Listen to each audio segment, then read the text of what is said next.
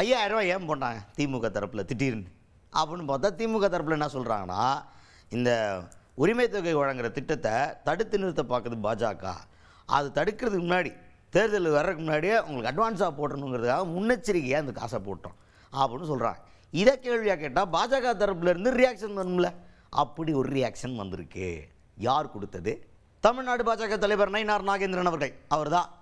அவர்கிட்ட தான் கேட்டாங்க, சார் பாஜக தான் தடுக்கிறதுக்கு முயற்சி பண்ணுறாங்களாம்ல உரிமை தொகை திட்டத்தை, அதனால தான் முன்னெச்சரிக்கையாக தேர்தலுக்கு முன்னாடி கொடுத்துடணுங்கிறதாக கொடுத்துருக்காங்க.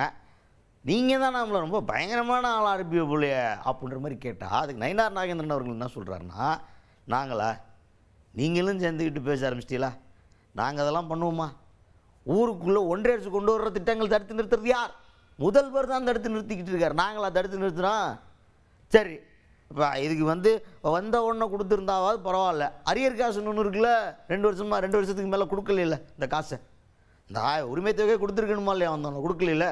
அந்த இடைப்பட்ட காலம் இருக்குல்ல, அந்த மிச்சம் இருக்க காசு 28,000 இருக்குது அரியர் அமௌண்ட்டு. அந்த 28,000 எப்போ கொடுப்பாங்க?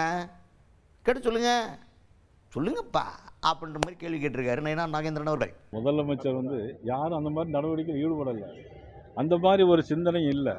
இந்த மாதிரி சிந்தனையை ஒரு கற்பனையை தன்னால் உருவாக்கி மக்களை ஏமாற்றுகிற ஒரு மோசமான ஒரு சூழ்நிலை தான். யாரும் முயற்சி பண்ணாங்க? யாராவது கோர்ட்டு போனாங்களா? யாரும் கோர்ட்டு போகல. இவங்களாவே முன் மத்திய அரசு முடக்க நினைக்குதுன்னு சொன்னால், மத்திய அரசு கொண்டு வந்து திட்டத்தை எல்லாம் முடக்கி வைக்கிறது யார்?